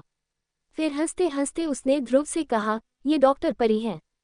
इन्हें हमने काम पर इसलिए रखा है क्योंकि एक तो ये काफ़ी पॉपुलर हैं और तो और सिर्फ इनकी वजह से अबाबा के योद्धा आधे दामों में तिलिस्मी जानवरों के मुख्य इलाके तक जाने को तैयार हो जाते हैं, और कुछ योद्धा तो एक दूसरे से इनके लिए लड़ भी लिया करते हैं। दुकानदार की ये बात सुनकर ध्रुव को थोड़ी हैरानी हुई, क्योंकि उसे लगा था कि ये डॉक्टर शायद कोई हकीम हो। यही सोचते हुए ध्रुव ने दुकानदार को देखते हुए कहा, लेकिन उस इलाके से जड़ी बूटी तोड़ने के लिए तो किसी हकीम की जरूरत पड़ती होगी ना। वैसे तो एक डॉक्टर को भी एक तरह से हकीम माना जा सकता था, लेकिन काबिलियत के मामले में वो किसी भी हकीम से कमज़ोर होते थे। वो दवा तो बना सकते थे, लेकिन उस दवा को किसी हकीम जैसे निखार नहीं पाते थे, जिस वजह से उनकी बनाई दवाएं ज़्यादा असरदार साबित नहीं होती थी। आमतौर पर डॉक्टर की बनाई दवा का दाम भी कम होता था, और शायद यही वजह थी कि हर डॉक्टर मन ही मन हकीम बनना चाहता था। यहाँ तक कि कुछ डॉक्टर तो जिंदगी भर हकीम बनने की कोशिश करते रहे, लेकिन फिर भी कभी हकीम नहीं बन पाए, क्योंकि उनकी मूल शक्ति या तो हकीमों से अलग हुआ करती थी, या फिर उन्हें हकीम बनने का सही रास्ता नहीं मिला था। बाहर की भीड़ देखकर तो ध्रुव को ऐसा ही लगा था कि ये लड़की जरूर कोई हकीम होगी। लेकिन तभी दुकानदार ने हंसते हुए आगे कहा, अगर हकीम बनना इतना ही आसान होता तो लोग हकीमों की इतनी ज्यादा इज्जत नहीं करते जितनी अभी करते हैं। ये सुनकर ध्रुव ने आगे कुछ पूछने की जहमत नहीं उठाई, और वो चुपचाप उस सफ़ेद कपड़ों वाली लड़की को देखने लगा जो चलते हुए उसकी तरफ ही आ रही थी। फिर वो लड़की चलते चलते दुकानदार को एक मुस्कुराहट देकर सीधे दुकान के अंदर चली गई। लड़की के जाने के बाद वो दुकानदार भी अंदर चला गया, लेकिन ध्रुव उस कांच के दरवाजे से डॉक्टर परी को लगातार देखे जा रहा था। उसने देखा कि वो लड़की अपनी जगह पर जाकर बैठ गई और फिर अपने घायल मरीजों को देखने लगी। मरहम पट्टी करते हुए डॉक्टर परी मुस्कुरा रही थी, जिसे देखकर ध्रुव के चेहरे पर भी एक मुस्कुराहट आ गई, क्योंकि आखिरकार ध्रुव को समझ आ गया था कि सारे योद्धा इस डॉक्टर को इतना पसंद क्यों करते थे। इसके बाद ध्रुव मुस्कुराते हुए पलटकर वहां से जाने लगा। अबाबा की गलियों में चलते चलते ध्रुव ने अपना सिर ऊपर करके आसमान की तरफ देखा, जो अब धीरे धीरे अंधेरे की चादर ओढ़ने लगा था। इसलिए ध्रुव ने फैसला किया कि रात बिताने के लिए उसे आसपास कोई जगह देख लेनी चाहिए। तभी उसे एक होटल दिखा और ध्रुव तुरंत उसके अंदर चला गया। वहां जाकर उसने एक कमरा किराए पर लिया और फिर वो उस कमरे के अंदर चला गया। कमरे में पहुंचकर ध्रुव ने गहरी सांस लेते हुए सबसे पहले अपनी पीठ पर से वो बड़ा काला पत्थर निकालकर फर्श पर रखा, और तभी विदुर ने अंगूठी के अंदर से कहा, ध्रुव, मैंने तुम्हें कहा था न कि तुम्हें आराम करते हुए भी पत्थर अपने पास ही रखना है। ये सुनकर ध्रुव ने थोड़ा चिचिधाते हुए उस पत्थर को उठाकर बिस्तर के बगल में रख दिया, जहां वो लेटकर थोड़ा आराम करने के बारे में सोच रहा था। वैसे तो विदुर की इच्छा थी कि ध्रुव उस पत्थर को भी अपने साथ बिस्तर पर रखे, लेकिन ध्रुव की थकान को देखते हुए उन्होंने पत्थर को बिस्तर के पास ही रहने दिया। फिर बिस्तर पर लेटते ही ध्रुव ने महसूस किया कि पत्थर को अलग करने की वजह से उसके रोम रोम में शक्तियां बहने लगी, जो दिन भर पत्थर की वजह से कम होती रही थी। धीरे धीरे ध्रुव को अपने अंदर शक्तियों की नदी सी बहती महसूस हुई, और फिर उसने एक गहरी सांस ली। उस शक्ति के एहसास से ध्रुव इतना खुश हो गया कि उसकी आंखों से खुशी के आंसू निकलने ही वाले थे। फिर ध्रुव ने पलटते हुए अपनी अंगूठी रगड़नी शुरू की, जिसमें से उसने वो पीले गुलाब का रस निकाला जो उसने थोड़ी देर पहले ही खरीदा था। फिर ध्रुव ने ध्यान से उन बोतलों में से खूनी गुलाब के रस वाली बोतल निकालते हुए उसे एक छोटे से सफ़ेद डिब्बे में रख दिया, और सारे सामान को उसने एक बार फिर स्टोरेज अंगूठी में डाल दिया। उसके बाद उसने मन ही मन खुद से बात करते हुए कहा, अब जो मेरे पास खूनी गुलाब का रस आ गया है, तो मुझे अब सिर्फ 2 और चीज़ों की ज़रूरत है, बर्फीली घास और रैंक 4 की बर्फ शक्ति वाला पत्थर। अगर मुझे ये दोनों भी मिल जाते हैं तो मैं आराम से खूनी गुलाब वाली गोली बना सकता हूँ। मुझे जल्द से जल्द दवा तैयार करनी होगी, क्योंकि मेरे पास ज़्यादा वक्त नहीं बचा है, और शायद इसलिए सामान ढूंढने में मैं ज़्यादा देर नहीं कर सकता। आचार्य, दिव्य रोशनी को काबू में करना आखिर इतना कठिन क्यों है? उसके सवाल पर विदुर ने कोई जवाब नहीं दिया। ये देखकर ध्रुव धीरे धीरे दवा के बारे में सोचते हुए चैन की नींद सो गया। उसके बाद रात ढलती गई और अगले दिन सूरज आसमान में आकर चारों ओर रोशनी फैला चुका था। खिड़की से आती धूप सीधे ध्रुव की आंख पर पड़ी और उसने धीरे धीरे अपनी आंखें खोली। कुछ दिन बिस्तर पर न सोने की वजह से ध्रुव अब नींद से उठकर अलसाता नहीं था, और रात की अच्छी नींद ने उसके पिछले दिन भर की थकान को पूरी तरह से गायब कर दिया था, और फिलहाल उसे अपने शरीर में चुस्ती महसूस होने लगी। बिस्तर से उठकर ध्रुव काले पत्थर के पास गया और फिर वो उसके सामने पालती मारकर बैठ गया। ध्रुव ये बात समझ चुका था कि शक्तियों को ट्रेन करने के लिए सुबह का वक्त सबसे अच्छा वक्त होता था, लेकिन पत्थर की वजह से उसकी ट्रेनिंग उसे ऐसी महसूस हो रही थी जैसे वो किसी नदी की उल्टी धारा में नाव चला रहा था, और अगर उसने अपने हाथ चलाने बंद किए तो वो बहते हुए अपने लक्ष्य से बहुत दूर चला जाएगा। इसलिए ध्रुव जान गया था कि कामयाब होने का सिर्फ एक ही तरीका था, और वो तरीका था लगातार कोशिश करते रहना। जमीन पर बैठकर ध्रुव अपनी सांस अंदर बाहर करने लगा, जिससे धीरे धीरे उसकी शक्तियां उसे घेरने लगी और किसी घड़ी की तरह आगे पीछे होती रही। कल की भारी मेहनत के बाद ध्रुव का शरीर किसी स्पंज की तरह हो गया था, जो इस वक्त शक्तियों को अपने अंदर तेज रफ्तार से सोख रहा था। ध्रुव अपनी सांस की मदद से और ज्यादा शक्ति अंदर ले पा रहा था। फिर ध्रुव ने अपनी शक्तियों को मिलाकर अपने अंदर शक्तियों का एक छोटा सा बवंडर बनाना शुरू किया, और इस तरह से उसकी ट्रेनिंग तकरीबन 1 घंटे तक चलती रही। फिर जब सूरज की रोशनी पूरे कमरे में फैल गई तो ध्रुव ने रुकने का फैसला किया, और सांस बाहर छोड़ते हुए उसने अपनी आंखें खोली। उसके बाद ध्रुव ने अपनी शक्ति को महसूस करते हुए खुद से कहा, इस रफ्तार से तो मैं 6 महीने में ही एक और सितारा हासिल कर लूंगा। आचार्य बिल्कुल ठीक कह रहे थे कि ये ट्रेनिंग बहुत कठिन जरूर है, लेकिन सबसे ज्यादा असरदार है। इतना कहकर ध्रुव खड़ा हुआ और उसने उठते ही अपनी हड्डियां चटकाई, और फिर सूरज की ओर देखते हुए ध्रुव ने कहा, आज मेरी मुलाकात शायद तिलिस्मी जानवरों से होगी, क्योंकि आज मैं उनके इलाके में जाने वाला हूँ। इतना कहकर ध्रुव ने जाकर अपना मुंह धोया, और फिर बिस्तर के पास जाकर उसने उस बड़े काले पत्थर को देखा। फिर एक गहरी सांस लेते हुए उसने झुककर उस पत्थर के बड़े से टुकड़े को उठाया, और फिर उसे अपनी पीठ पर बांधकर वो वहां से निकल पड़ा। ध्रुव को चलते चलते समझ आ रहा था कि अब उसे पत्थर के भार से पैर घिसटने की जरूरत नहीं पड़ रही थी। इस बारे में सोचते हुए उसके चेहरे पर एक मुस्कुराहट आ गई, लेकिन वो बहुत ज्यादा खुश नहीं हुआ क्योंकि वो पत्थर अभी भी उसे बहुत भारी लग रहा था। ध्रुव काफी एक्साइटेड था क्योंकि वो आज तिलिस्मी जानवरों के पास जा रहा था।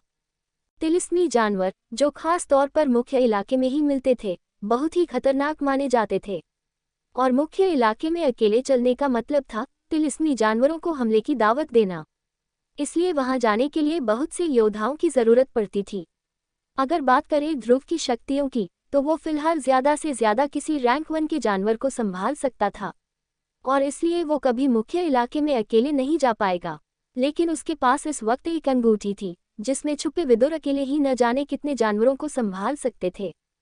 मगर विदुर ने ट्रेनिंग के पहले दिन ही ध्रुव से कह दिया था कि जब तक ध्रुव की जान को खतरा नहीं होगा तब तक वो उसकी मदद नहीं करेंगे, फिर चाहे ध्रुव कितनी ही बड़ी मुसीबत में क्यों न पड़ जाए। और इसलिए ध्रुव समझ गया था कि चाहे जितना खतरनाक जानवर उसके सामने आ जाए, उसे संभालना ध्रुव को ही पड़ेगा। इस बात से ध्रुव वैसे तो बहुत चिढ़ गया था, लेकिन चिढ़ने के अलावा वो ज्यादा कुछ कर भी नहीं पाया। ऐसा इसलिए क्योंकि उसे पता था कि विदुर उसे जानबूझकर खतरे में डालना चाह रहे थे, ताकि ध्रुव की ट्रेनिंग की रफ्तार बहुत ज्यादा हो जाए, जिससे वो और ज्यादा ताकतवर हो जाए। ऐसा कहा जाता है कि एक चील का बच्चा अगर हर वक्त अपनी माँ से ही लिपटा रहेगा तो वो उड़ना कभी नहीं सीख पाएगा, और शायद इसी वजह से वो आज़ादी जैसे खूबसूरत एहसास को महसूस नहीं कर पाएगा। लेकिन जब उसे गिरने का डर होगा और वो डर के बावजूद उड़ने की कोशिश करेगा, तभी तो वो आसमान में उड़ान भर पाएगा। विदुर नहीं चाहते थे कि ध्रुव वो चील का बच्चा बने जो उससे हर वक्त लिपटा रहे। वो ध्रुव को उसकी असली ताकत समझाना चाह रहे थे। चलते चलते ध्रुव शहर के दूसरे छोर पर आ गया, जिसके बाद मुख्य इलाका शुरू होने वाला था। ध्रुव ने शहर की सीमा पर जाकर देखा कि वहां बहुत से योद्धा इकट्ठा हुए थे। हर कोई किसी का नाम पुकार रहा था। उनकी आवाज में दर्द और आंखों में आंसू थे। योद्धाओं को देखकर ध्रुव समझ गया कि ये लोग अपने किसी साथी को ढूंढ रहे होंगे, जो शायद मुख्य इलाके में जाकर वापस ही नहीं लौटा होगा। अबाबा शहर में योद्धाओं के 3 दल थे। पहला दल, जहां के योद्धा कठिन नियमों का पालन करते थे, और इस दल में 100 के आसपास योद्धा थे।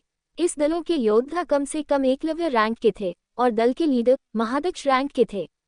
ऐसा कहा जा सकता था कि तीनों दलों में पहला दल सबसे ताकतवर दल था। इसके बाद आता था दूसरा दल, जिसमें योद्धा आते जाते रहते थे, क्योंकि मिशन पूरा करने के बाद या तो कोई लापता हो जाता था या फिर कोई टूटी फूटी हालत में आया करता था। इसलिए इस दल के लोग एक दूसरे पर भरोसा भी नहीं करते थे, क्योंकि इसमें ज्यादातर लोग नए होते थे। और सबसे आखिरी में था तीसरा दल, जिसमें अकेले घूमते योद्धा अपने जैसे बाकी योद्धाओं के साथ इकट्ठा होकर मिशन पर जाया करते थे। फिलहाल ध्रुव जिस दल को देख रहा था वो योद्धाओं का दूसरा दल था। किनारे पर चुपचाप खड़े ध्रुव ने योद्धाओं को अच्छी तरह से देखा और सोचा कि वो कौन से योद्धाओं के साथ मुख्य इलाके में जा सकता था। ध्रुव इस बारे में लापरवाही इसलिए नहीं करना चाह रहा था क्योंकि मुख्य इलाके में बात जिंदगी और मौत पर आ जाया करती थी और इसलिए उसके साथ काबिल योद्धा होना बहुत जरूरी था। ध्रुव योद्धाओं को गौर से देख ही रहा था कि अचानक उसे एक ऐलान सुनाई दिया, नीलगुलाब दवा बाजार मुख्य इलाके में घुसने वाले हैं। उनके साथ डॉक्टर परी भी हैं, इसलिए जो भी योद्धा उनके साथ दवा का सामान लेने के लिए जाना चाहे वो जल्द से जल्द यहाँ आकर हमें बताएं। सिर्फ 50 लोगों की ही जगह है हमारे पास, और हाँ, हमें 2 सितारों से ऊपर के एकलव्य रैंक वालों की ही जरूरत है, इसलिए जल्दी करें। ये ऐलान सुनकर वहां मौजूद सभी योद्धा अचानक से चुप होकर एक दूसरे को देखने लगे, और जो एकलव्य योद्धा ये जानते थे कि वो 2 सितारों से ऊपर है, वो तुरंत भागते हुए नीलगुलाब दवा बाजार के उस आदमी के पास गए। योद्धाओं को भागते देख ध्रुव के दिमाग में एक आइडिया आया और फिर वो भी भागकर दवा बाजार वाले आदमी के पास पहुंचा। ध्रुव ये जानता था कि इतने सारे योद्धाओं के होने पर कोई भी जानवर उस पर हमला करने की कोशिश भी नहीं करेगा, जिससे उसके जिंदा बचने के चांसेस और ज्यादा बढ़ जाएंगे।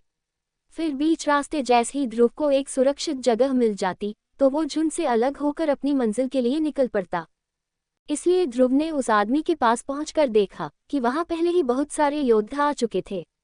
इससे ध्रुव को समझ आ गया कि योद्धाओं को इकट्ठा करने में सचमुच डॉक्टर परी का नाम ही काफी था, लेकिन 50 लोगों की जरूरत के चलते भी वहां तकरीबन 70-80 लोग इकट्ठा हो गए थे, जो जगह के लिए एक दूसरे से झगड़ने भी लगे थे। अचानक होती झड़प के दौरान ध्रुव ने अपने शरीर को योद्धाओं के बीच से निकालते हुए और उनके तेज तर्रार हमलों से बचते हुए उसने अपने आप को सबसे आगे पहुंचा दिया। और तभी दवा बाजार के आदमी ने चिल्लाते हुए कहा, एक आखिरी योद्धा के लिए जगह बची है। वो आदमी ये कहकर मुस्कुराने लगा कि तभी उसे योद्धाओं की भीड़ में से एक लड़के की आवाज सुनाई दी, मैं चलूंगा आपके साथ अंदर। मर्दों के बीच एक लड़के की आवाज सुनकर वो आदमी हैरान हो गया, लेकिन फिर उसने जैसे ही ध्रुव को देखा तो उसने मुस्कुराते हुए कहा, लड़के, शायद तुमने अच्छे से सुना नहीं, लेकिन हमें 2 सितारों वाले एकलव्यों की जरूरत है। ये कहकर वो हंसने लगा क्योंकि उसने ये बिल्कुल नहीं सोचा था कि एक जवान लड़का इतना ताकतवर भी हो सकता था। लेकिन ध्रुव ये सुनने के बाद भी आगे बढ़ता रहा, लेकिन कुछ योद्धाओं ने उसे देखकर उसका मजाक उड़ाते हुए कहा, अरे ये लड़का किसका खो गया है, इधर अंदर जाने की बात कर रहा है, दाढ़ी के बाल तो आए नहीं है और शेर की खाल निकालने चले। और तभी किसी और योद्धा ने ध्रुव को हाथों से रोककर पीछे धक्का देते हुए कहा, पीछे हटो बच्चे, हमारा वक्त इस तरह जाया मत करो। ये बातें सुनकर भी ध्रुव ने योद्धाओं को नजरअंदाज किया और वो चुपचाप आगे आते हुए एक पेड़ के पास जाकर खड़ा हो गया। 65 तिलिस्मी जानवर। पेड़ के पास आकर ध्रुव ने अचानक अपनी मुट्ठी बंद की, जिसमें से धीरे धीरे पीले रंग की शक्ति बाहर निकलने लगी थी। उसके बाद ध्रुव ने चिल्लाते हुए पेड़ के तने पर जोर का मुक्का जड़ दिया, जिससे एक बहुत तेज आवाज सुनाई दी।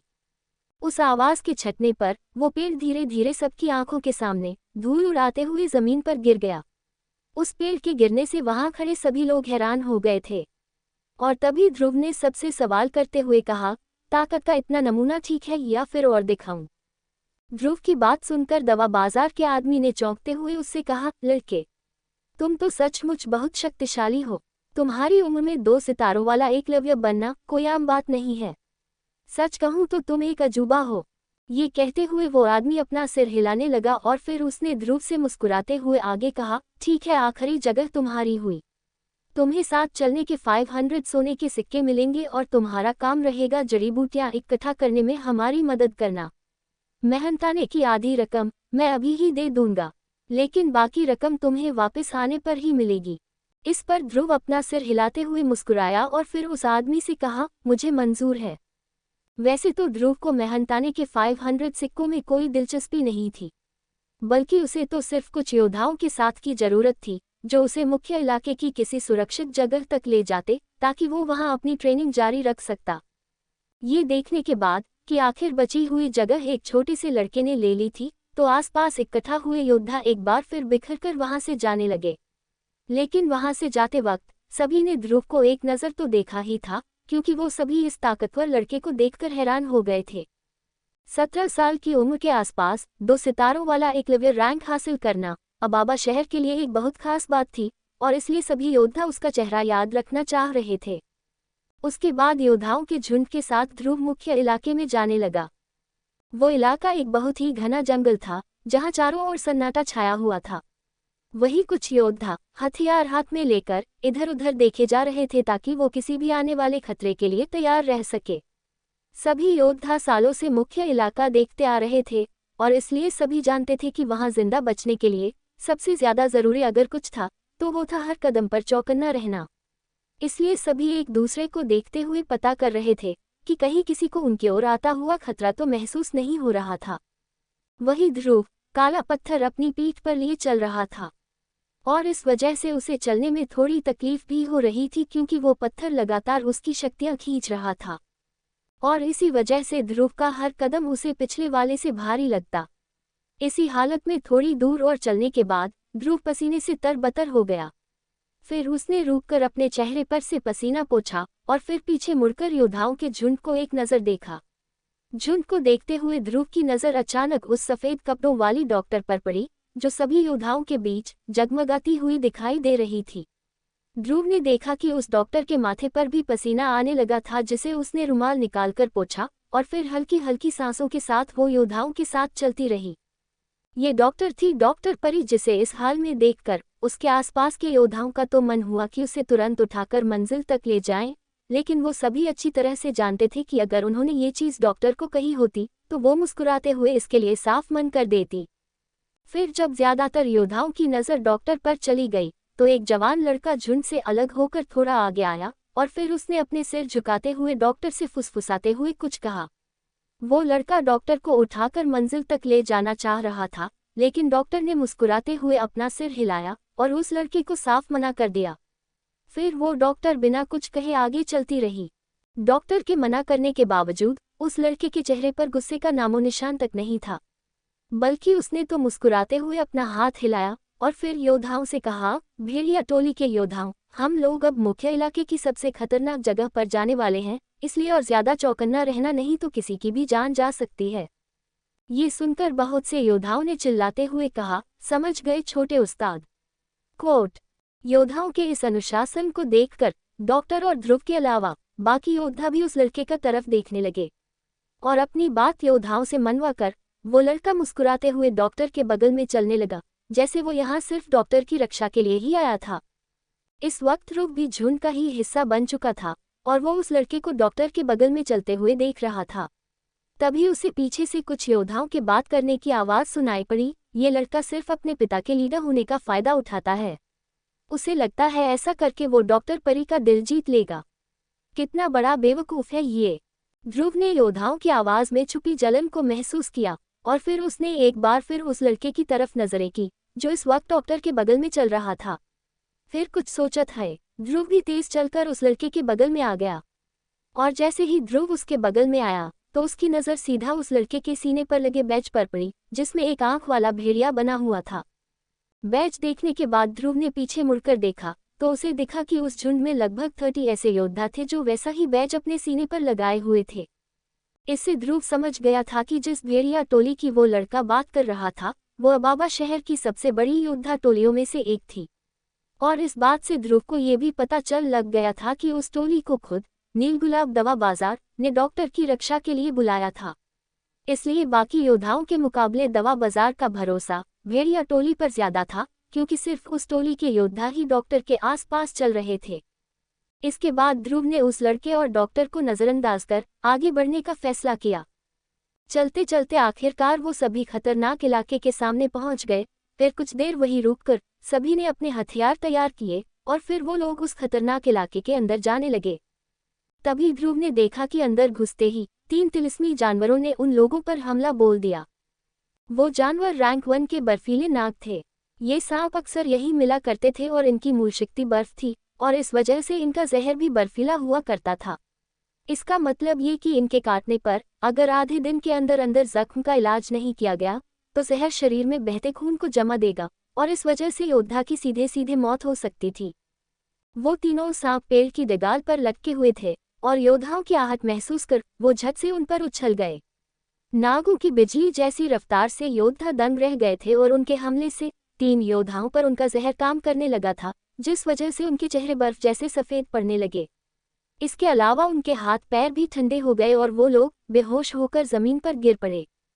अपने साथियों को हमले से बेहोश होते देख बाकी योद्धाओं को बहुत गुस्सा आया और वो लोग सांपों को मारने के लिए तैयार हुए। उसके बाद योद्धा अपने हमले से तीनों बर्फीले नाग मारने में कामयाब हुए, लेकिन नागों के शरीर में कोई तिलिस्मी पत्थर नहीं था, जिससे योद्धा काफी निराश हो गए। जंगल में ऐसा अक्सर होता था कि जान दांव पर लगाने के बावजूद योद्धा कुछ खास चीज नहीं ढूंढ पाते थे। तभी कुछ योद्धा घायल योद्धाओं को उठाकर डॉक्टर परी के पास ले गए ताकि वो उनके शरीर से सांप का बर्फीला जहर निकाल सके। सांपों के हमले से योद्धा अब और ज्यादा सतर्क हो गए थे। वो जानते थे कि आगे और भी जानवर आने थे क्योंकि ये पूरा इलाका तिलिस्मी जानवरों से भरा हुआ था। इसके बाद वो लोग तकरीबन आधा किलोमीटर चले, लेकिन उस आधे किलोमीटर के बीच योद्धाओं पर तिलिस्मी जानवरों ने 3 बार हमला कर दिया था। लेकिन ज्यादा तादाद में होने की वजह से योद्धा जानवरों के हमले से बच गए थे, लेकिन बहुत से योद्धा ऐसे भी थे जो अब जख्मी होकर डॉक्टर से इलाज करवा रहे थे। वही ध्रुव सबसे आगे चलने की वजह से जानवरों से चाहकर भी नहीं बच पाया और एक जादुई तेंदुए के हमले से उसका एक हाथ सुन्न पड़ गया। बचे एक हाथ से ध्रुव ने तेंदुए पर हमला किया, लेकिन वो तेंदुआ ध्रुव के हमले से बचकर वहां से भाग निकला। इस पर ध्रुव को बहुत गुस्सा आया क्योंकि वो जानता था कि अगर इस वक्त उसकी पीठ पर टंगा पत्थर उसकी शक्तियां नहीं खींच रहा होता तो वो तेंदुए को हराने में जरूर कामयाब होता। लेकिन तेंदुए के बच निकलने के बावजूद ध्रुव की ताकत देखकर उसके आसपास खड़े योद्धा उसे इज्जत भरी नजरों से देखने लगे थे। और तभी योद्धाओं में से किसी ने आगे आकर कहा, छोटे भाई, तुम तो सच में बहुत ताकतवर हो। तुमने जादुई तेंदुए तक को भागने पर मजबूर कर दिया जो कभी किसी से डरकर नहीं भागता। उद्धरण चिन्ह। उस योद्धा के इतना कहते ही बाकी योद्धा आपस में बातचीत करने लगे। बाप रे, इतनी कम उम्र में इतनी ज्यादा ताकत, मैं तो सोच भी नहीं सकता कि आगे जाकर ये लड़का कितना ताकतवर हो जाएगा। तभी किसी और ने कहा, अरे भाई, ताकतवर क्यों नहीं होगा, इतनी सी उम्र में ये एकलव्य जो बन गया है, मैंने अपनी जिंदगी में इतनी छोटी उम्र का एकलव्य कभी नहीं देखा। इन बातों से योद्धाओं में ध्रुव के लिए उत्साह साफ झलक रहा था। पहले पहले तो ध्रुव पर सब शक कर रहे थे, लेकिन अब सभी उसे अपना भाई मानकर उसके लिए खुश होने लगे थे। सब जानते थे कि योद्धाओं की इज्जत जीतने के लिए ताकतवर होना बहुत जरूरी था, और खुद योद्धाओं के मुंह से अपनी ताकत की तारीफ सुनकर ध्रुव खुश हो गया और फिर बाकी योद्धाओं के साथ आगे बढ़ने लगा। कुछ दूर चलने के बाद अचानक से डॉक्टर ने अपनी मधुर आवाज में योद्धाओं से कहा, सभी लोग ध्यान दें, हम लोग दवाओं के बहुत करीब हैं और मुझे लगता है कि इतना ज्यादा चलकर सब थक गए होंगे, इसलिए मेरा मानना है कि हमें कुछ देर यहीं पर आराम कर लेना चाहिए। ये सुनते ही योद्धाओं के बढ़ते कदम धीरे धीरे रुक गए। फिर सभी ने मुड़कर डॉक्टर की तरफ देखा और मुस्कुराते हुए अपना सिर हिलाया। उसके बाद आपस में बातचीत करके कुछ 10 to 15 योद्धा निगरानी रखने के लिए इधर उधर फैल गए। बाकी बचे योद्धा चुपचाप वहीं बैठ गए और खर्च की हुई शक्ति को वापस पाने की कोशिश करने लगे। वही जमीन पर बैठते ही ध्रुव ने एक गहरी सांस ली और फिर उसने अपनी अंगूठी रगड़ते हुए ताकत बढ़ाने वाली एक गोली निकाली। गोली को हाथ में पकड़कर ध्रुव ने अपने आसपास देखा कि कहीं कोई उसे इस वक्त देख तो नहीं रहा था। फिर जैसे ही उसे इस बात का भरोसा हुआ तो उसने अंगड़ाई के साथ उबासी ली और चुपके से उस गोली को अपने मुंह के अंदर डाल लिया। फिर तुरंत ही उसने वो गोली निगलते हुए एक बार फिर अपने पास नजरें घुमाई। जैसे ही वो गोली ध्रुव के शरीर में पहुंची तो उसने अपना असर दिखाना शुरू कर दिया। शरीर में शक्तियों को बहते हुए महसूस कर ध्रुव खड़े होकर एक पेड़ से जाकर टिक गया और अपनी आंखें बंद करके वो खर्च हुई शक्तियों को वापस हासिल करने लगा। फिर जैसा कि ध्रुव जानता था, ताकत बढ़ाने वाली गोली की मदद से उसकी शक्तियां तुरंत वापस आ गई और उसने अपनी आंखें खोली तो देखा कि उसके आसपास के योद्धा अभी भी अपनी शक्तियों को वापस हासिल करने की कोशिश कर रहे थे। उन्हें देखकर ध्रुव मन ही मन खुश हुआ और उसने विदुर को गोली के लिए शुक्रिया कहा।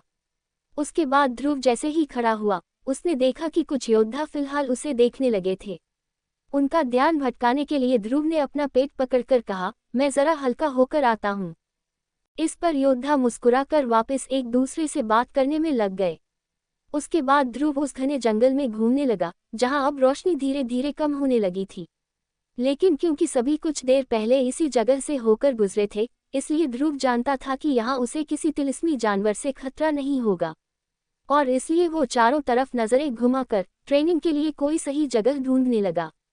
देखते देखते ध्रुव उस घने जंगल के अंदर जाता जा रहा था, और चलते चलते उसने अचानक देखा कि वो उस घने जंगल के किसी कोने में आ चुका था, जहां उसे दिखा कि वो एक पर्वत पर था, जिसके बगल में एक बहुत ही गहरी खाई थी। वो खाई हरियाली से भरी हुई थी और देखने में तो बहुत खूबसूरत लग रही थी, लेकिन उसकी गहराई देखकर ध्रुव का सिर चकराने लगा। तभी ध्रुव ने देखा कि उस पर्वत के किनारे पर एक सफेद फूल जगमगा रहा था। उसे देखकर ध्रुव उसकी ओर बढ़ा और फूल के पास पहुंचने पर उसे देखने लगा। ध्रुव ने देखा कि उस सफेद फूल के बीचों बीच एक लाल रंग का फल छिपा हुआ था, जिसमें से दवा की बू आ रही थी। फिर ध्रुव ने खड़े खड़े उस फूल को ध्यान से देखा कि कहीं ये कोई जाल तो नहीं था, और फिर उसने जैसे ही अपना हाथ फूल की तरफ बढ़ाया तो उसे एक गोरा हाथ दिखा, जिसने बिजली की रफ्तार से उस फूल को तोड़ लिया। ये सब इतनी जल्दी हुआ कि फूल की जगह वो हाथ ध्रुव के हाथ में आ गया। इस पर वो सफ़ेद हाथ तुरंत वापस खींच लिया गया और ध्रुव ने पलटकर देखा कि वो सफ़ेद हाथ डॉक्टर परी का था। ध्रुव इस वक्त डॉक्टर परी को देख रहा था और वो भी फिलहाल ध्रुव को ही देख रही थी। दोनों एक दूसरे की आंखों में देख ही रहे थे कि अचानक डॉक्टर परी के हाथ से वो फूल फिसल गया और हवा से उड़कर किनारे पर जाने लगा। इस पर डॉक्टर परी ने तुरंत उस फूल को संभाला जो इस वक्त किनारे पर पड़ा खाई में जाने के लिए तैयार था। लेकिन जैसे ही डॉक्टर परी ने फूल को हाथ में लेकर एक मुस्कुराहट दी, तभी अचानक किनारे की मिट्टी ढहने लगी, जिससे डॉक्टर भी खुद को संभाल नहीं पाए और उसका शरीर खाई में गिरने लगा। लेकिन डॉक्टर खाई में गिरती इसके पहले ही ध्रुव ने उसका हाथ पकड़ लिया, और इस वक्त डॉक्टर परी सिर्फ ध्रुव के हाथ के सहारे हवा में लटक रही थी। उसकी सांसें बहुत बढ़ गई और चेहरे पे घबराहट के साथ उसने नीचे खाई की ओर देखा और फिर शुक्र मनाया कि कोई तो उसे बचाने के लिए वहां मौजूद था, और ये उसकी अच्छी किस्मत थी कि वो फूल अभी भी उसके दूसरे हाथ में था।